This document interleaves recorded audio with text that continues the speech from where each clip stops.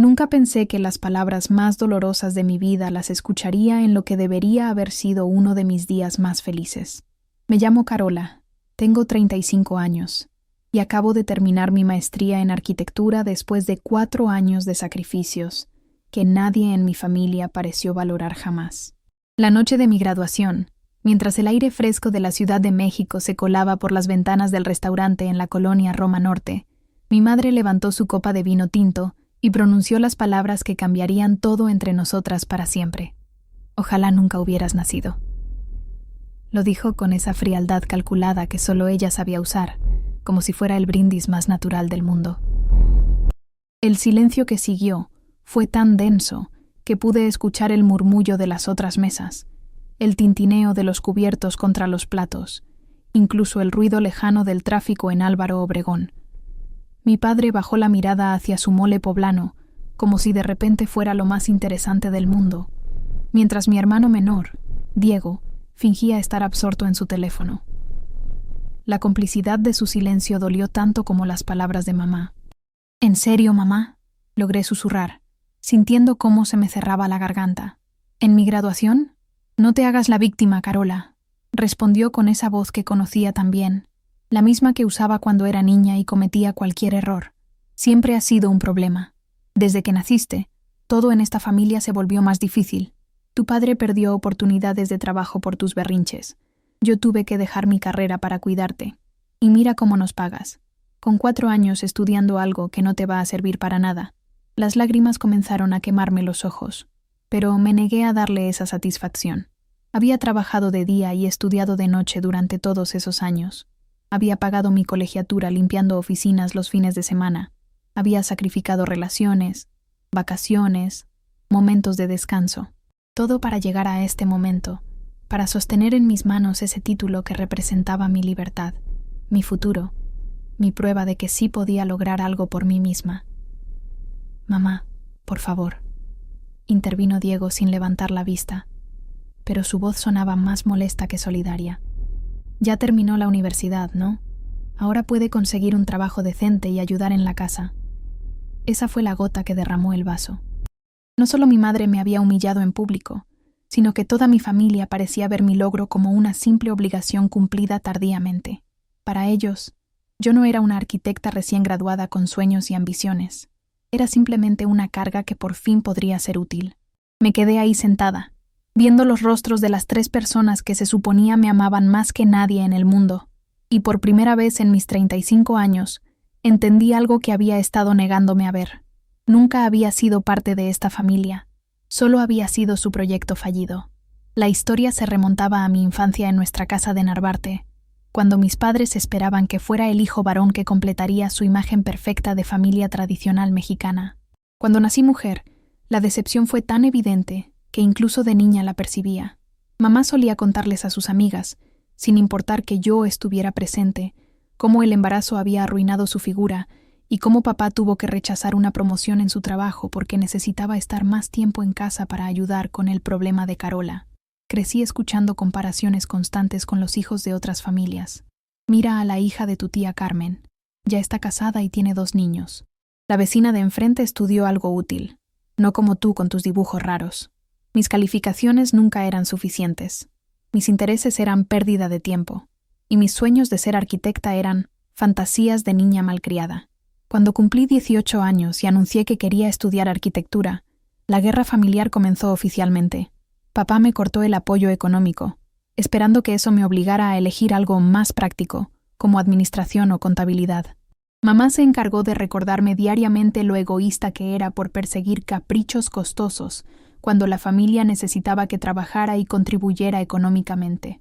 Durante años, viví en un cuarto rentado en la colonia Doctores, sobreviviendo con trabajos de medio tiempo mientras intentaba costear mis estudios.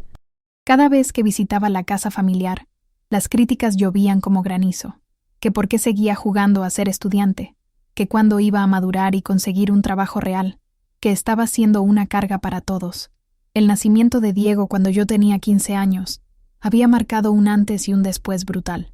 Súbitamente, apareció el hijo perfecto que siempre habían querido, varón, obediente, sin ambiciones complicadas. Mientras yo luchaba por cada peso para pagar mis materiales de dibujo, a él le compraban todo lo que pedía. Mientras yo trabajaba los fines de semana, él salía con sus amigos. Mientras yo me desvelaba estudiando, él tenía garantizado su lugar en la universidad privada que eligiera. La ironía era que Diego, con todos los privilegios del mundo, había elegido estudiar mercadotecnia y ya iba en su segundo cambio de carrera, pero nadie cuestionaba sus decisiones. En cambio, mi constancia y determinación eran vistas como terquedad problemática. Ahora, sentada en ese restaurante elegante que había elegido específicamente para celebrar mi logro, me daba cuenta de que había estado esperando toda la vida un reconocimiento que nunca llegaría. Me levanté de la mesa con una calma que me sorprendió a mí misma. Por dentro sentía como si un huracán estuviera desatándose, pero por fuera logré mantener esa compostura que había aprendido a perfeccionar durante años de humillaciones familiares. Tienen razón, dije, y vi cómo los tres levantaron la vista, sorprendidos por mi tono sereno. Han sido muy claros durante toda mi vida sobre lo que piensan de mí. Saqué mi cartera y dejé sobre la mesa suficiente dinero para cubrir toda la cuenta, incluyendo una propina generosa. Era dinero que había ahorrado específicamente para esta celebración, cada peso ganado con mi trabajo en el despacho de limpieza donde llevaba 3 años trabajando los fines de semana. «¿Qué estás haciendo?», preguntó mamá, y por primera vez en la noche detecté un dejo de incertidumbre en su voz. «Exactamente lo que me han estado pidiendo durante 35 años», respondí, tomando mi bolsa y mi diploma. «Voy a desaparecer de sus vidas». Papá finalmente habló, con esa voz condescendiente que usaba cuando creía que estaba siendo razonable. «No seas dramática, Carola. Tu madre solo está preocupada por tu futuro. Siéntate y terminemos de cenar como una familia». La palabra familia resonó en mis oídos como una broma cruel. Miré a mi alrededor, a las otras mesas donde las familias realmente celebraban logros, donde los padres abrazaban a sus hijos graduados, donde las madres lloraban de orgullo. En una mesa cercana, una señora de mi edad recibía flores de sus papás por haber terminado su especialización médica. Sus ojos brillaban de felicidad genuina. «Una familia», repetí lentamente. No le dice a uno de sus miembros que ojalá nunca hubiera nacido. Una familia no convierte los logros en fracasos. Una familia no hace que alguien se sienta como un error durante toda su vida. Diego dejó su teléfono sobre la mesa y me miró con esa expresión de fastidio que conocía tan bien. «Ya estás exagerando, como siempre. Mamá no quiso decir eso literal». «Ah, ¿no?». Me volteé hacia mamá, quien ahora evitaba mi mirada. «Entonces dime, mamá, ¿qué quisiste decir exactamente cuando brindaste porque ojalá yo nunca hubiera nacido?». El silencio se extendió entre nosotros como un abismo. Alrededor, la vida del restaurante continuaba normalmente. Meseros sirviendo platillos humeantes, conversaciones alegres, el sonido suave de la música de fondo. Pero en nuestra mesa, el aire se había vuelto denso, tóxico. «Eres muy sensible», murmuró mamá finalmente, pero su voz había perdido toda la fuerza anterior. «Siempre has malinterpretado todo». En ese momento supe que había llegado el punto de no retorno. Durante décadas había encontrado excusas para su comportamiento. Había racionalizado sus crueldades como preocupación maternal. Había minimizado el daño para mantener la ilusión de que tenía una familia. Pero esas 5 palabras habían destruido definitivamente esa fantasía. «No», dije con una claridad que me llenó de una extraña sensación de libertad. Por primera vez en mi vida, entendí perfectamente. Salí del restaurante con paso firme, pero una vez en la banqueta de Álvaro Obregón, la adrenalina comenzó a desvanecerse y la realidad me golpeó como una pared de ladrillos. Había cortado definitivamente los lazos con mi familia, pero ¿ahora qué? Mi departamento rentado en la colonia Doctores se sentía más pequeño que nunca cuando llegué esa noche, y por primera vez en años, el silencio no me trajo paz, sino una sensación abrumadora de vacío. Los días siguientes fueron una montaña rusa emocional que no había anticipado. Por las mañanas me despertaba sintiéndome libre, casi eufórica por haber encontrado finalmente el valor de defender mi dignidad, pero por las tardes, cuando veía mi teléfono sin mensajes familiares por primera vez en mi vida adulta, una tristeza profunda me invadía. Era extraño extrañar algo que me había hecho tanto daño. La primera complicación llegó apenas una semana después. Mi jefe en el despacho de arquitectura donde había conseguido trabajo Me llamó a su oficina con una expresión incómoda. «Carola, necesito hablar contigo sobre algo delicado», dijo, evitando mi mirada. «Tu madre vino ayer a la oficina». Mi estómago se contrajo. «¿Mi madre estuvo aquí?» «Sí. Y bueno», se rascó la cabeza nerviosamente. «Me contó que has estado pasando por problemas emocionales severos, que la familia está muy preocupada por tu estabilidad mental».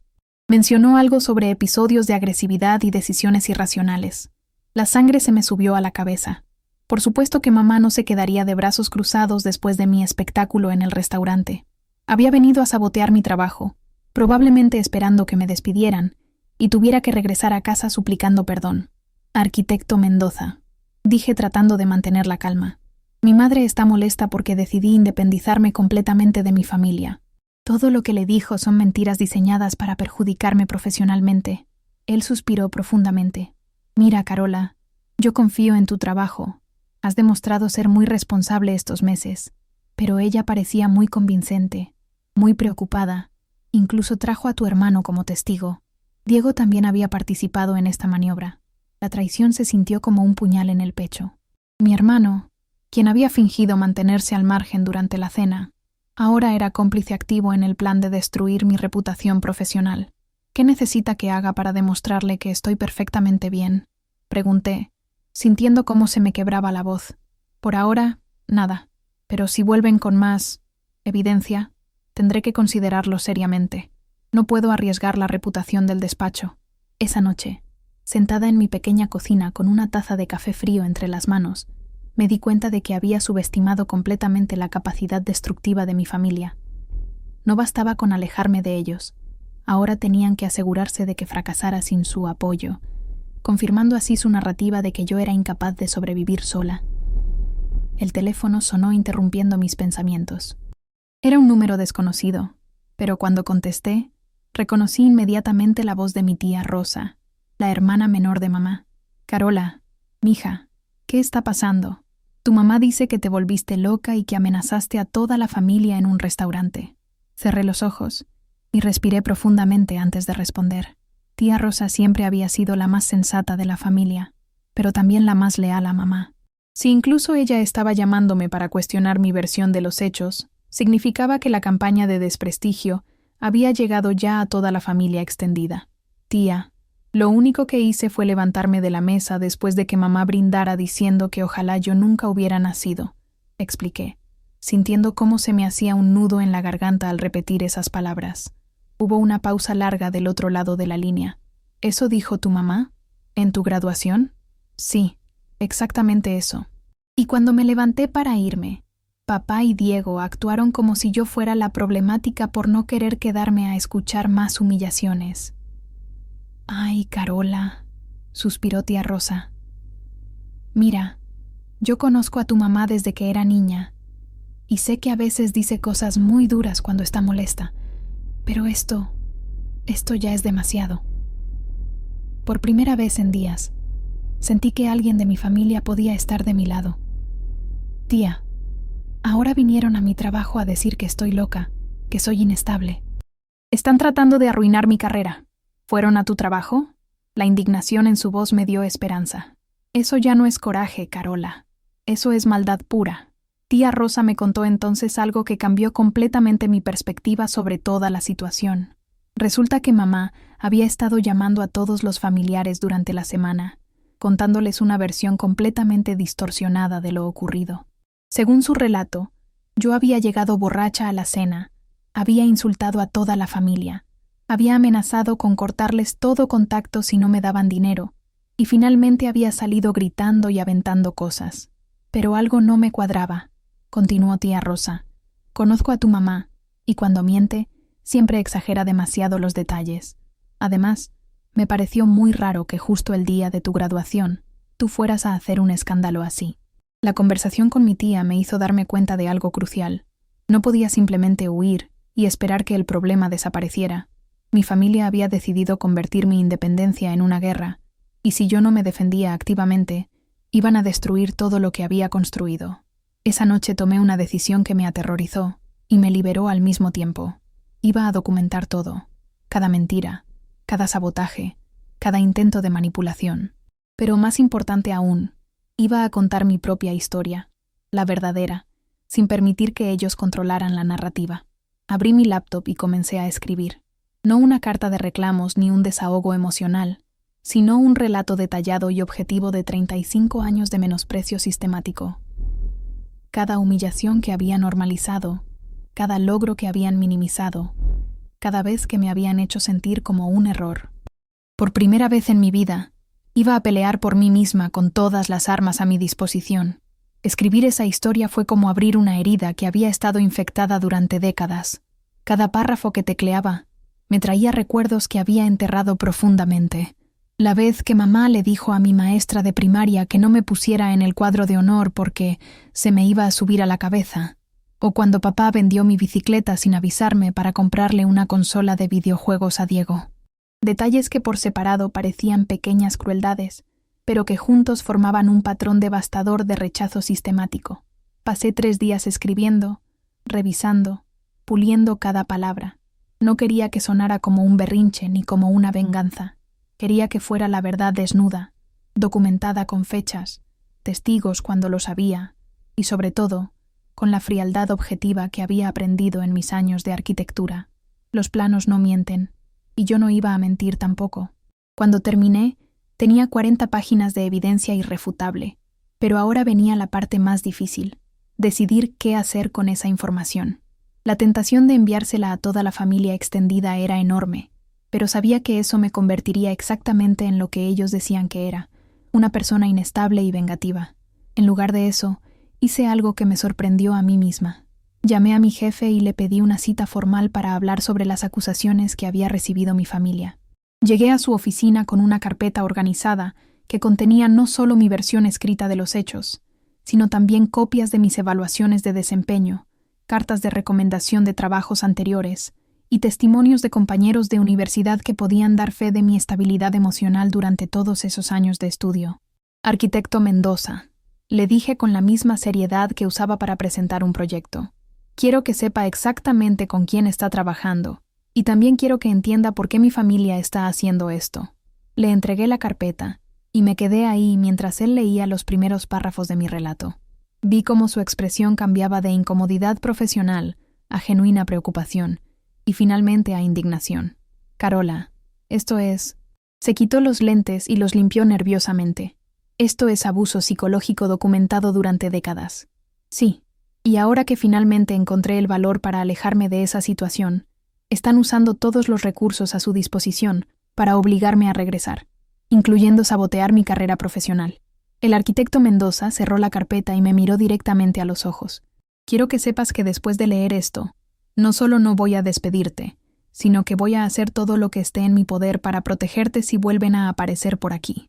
Esa pequeña victoria me dio el valor para dar el siguiente paso.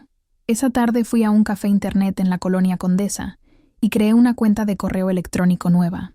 Desde ahí, envié mi historia completa a tía Rosa, pero no como un ataque a mamá, sino como una explicación de por qué había tomado la decisión de alejarme definitivamente. Tía, escribí en el mensaje, no te pido que tomes partido ni que confrontes a nadie. Solo quiero que una persona de la familia conozca la verdad completa, por si algún día mis padres se preguntan realmente qué fue lo que pasó. La respuesta de tía Rosa llegó esa misma noche, y sus palabras me hicieron llorar por primera vez desde la cena de graduación. Mija, después de leer esto, lo único que me pregunto es cómo aguantaste tanto tiempo. Tienes todo mi apoyo, y si necesitas una familia que te valore, aquí estoy yo. Pero mi sensación de triunfo duró poco.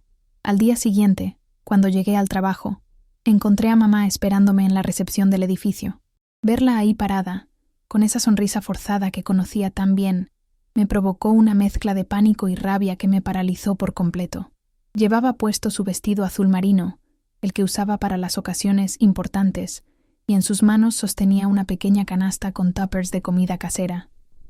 La imagen perfecta de la madre preocupada que venía a reconciliarse con su hija descarriada. «Carola, mi amor», me dijo con esa voz dulce que reservaba para cuando había público presente. «Vine a traerte tu pozole favorito. Sé que no has estado comiendo bien desde que te fuiste de la casa». Los empleados de la recepción nos observaban con curiosidad, y yo sabía exactamente lo que mamá estaba haciendo. Esta no era una visita de reconciliación, era una actuación cuidadosamente orquestada para reforzar su narrativa de que yo era la hija problemática que había abandonado a su familia amorosa sin razón alguna. ¿Qué haces aquí?, logré preguntar, manteniendo la distancia. Vine a hablar contigo, mija. Tu papá y yo hemos estado muy preocupados. Diego también. Sabemos que has estado bajo mucho estrés con la escuela y el trabajo, y queremos ayudarte. Cada palabra era una mentira perfectamente construida, diseñada para sonar razonable ante los oídos de extraños. Pero yo conocía ese tono, esa estrategia. Era la misma que había usado durante años para convencer a maestros, vecinos y familiares de que yo era el problema, nunca ella. No necesito tu ayuda, respondí, dirigiéndome hacia los elevadores. Pero mamá me siguió, elevando ligeramente la voz para asegurarse de que todos escucharan. Carola, por favor, no seas así. Sé que dije cosas hirientes en el restaurante, pero tú también dijiste cosas muy feas. Las familias pelean, pero siempre se perdonan. Me detuve en seco. Ahí estaba, la reescritura de la historia en tiempo real. Según su versión, ahora había sido una pelea familiar donde ambas partes habíamos dicho cosas feas, no una humillación unilateral donde ella había expresado que ojalá yo nunca hubiera nacido. ¿Cosas feas?, repetí, volteándome para enfrentarla. ¿Qué cosas feas dije yo exactamente? Por un momento, vi un destello de pánico en sus ojos. No había esperado que la confrontara directamente delante de testigos. Bueno, tú, te levantaste muy agresiva, aventaste cosas. Mentira, dije con una calma que me sorprendió. Yo me levanté, puse dinero en la mesa para pagar la cuenta y me fui. No aventé nada, no grité, no insulté a nadie. Carola, estás confundida. El estrés te tiene... Mamá, la interrumpí, y mi voz resonó en el lobby de mármol. ¿Por qué no les cuentas a estas personas exactamente qué fue lo que brindaste en mi cena de graduación? El silencio que siguió fue tan denso que pude escuchar el zumbido de los elevadores. Mamá me miró con esa expresión que había visto 1000 veces cuando la acorralaba con la verdad, una mezcla de furia y desesperación que intentaba disfrazar como preocupación maternal. «Mija, creo que necesitas ayuda profesional», dijo finalmente, jugando su última carta. «Estás recordando cosas que no pasaron». En ese momento supe que había llegado el punto definitivo de no retorno. Ya no se trataba solo de alejarme de mi familia. Ahora tenían que destruir completamente mi credibilidad para proteger la suya. Esa acusación de que estaba recordando cosas que no pasaron fue el momento en que algo se rompió definitivamente dentro de mí. No era solo la mentira, era la frialdad calculada con la que estaba tratando de hacerme dudar de mi propia cordura delante de extraños. Era el último recurso del manipulador. Cuando no pueden negar los hechos, atacan la credibilidad de quien los expone. ¿Sabes qué, mamá?, dije con una serenidad que me llenó de poder. Tienes razón. Creo que sí necesito ayuda profesional. Necesito ayuda para entender cómo pude normalizar 35 años de este tipo de comportamiento. Saqué mi teléfono y marqué el número de tía Rosa, poniendo la llamada en altavoz. Cuando contestó, su voz llenó el lobby. «¿Carola? ¿Cómo estás, mija?» «Tía, estoy aquí con mamá, y ella dice que estoy confundida sobre lo que pasó en mi graduación. ¿Podrías contarle lo que me dijiste ayer sobre las llamadas que ha estado haciendo a toda la familia?» Hubo una pausa, y luego tía Rosa habló con esa firmeza que solo ella sabía usar. «Elena, ¿estás ahí? Porque necesitamos hablar sobre las mentiras que has estado esparciendo sobre tu hija». Vi cómo la cara de mamá se descompuso completamente. Su actuación perfecta se desmoronó en segundos, y por primera vez en mi vida, la vi sin máscaras, sin estrategias, simplemente expuesta. «Rosa, tú no entiendes la situación», balbuceó mamá, pero su voz había perdido toda autoridad. «Entiendo perfectamente», respondió tía Rosa desde el teléfono. «Entiendo que le dijiste a tu hija que ojalá nunca hubiera nacido en el día de su graduación. Entiendo que viniste a sabotear su trabajo. Y entiendo que has estado llamando a toda la familia inventando historias para justificar tu comportamiento cruel». El lobby se había llenado de un silencio absoluto.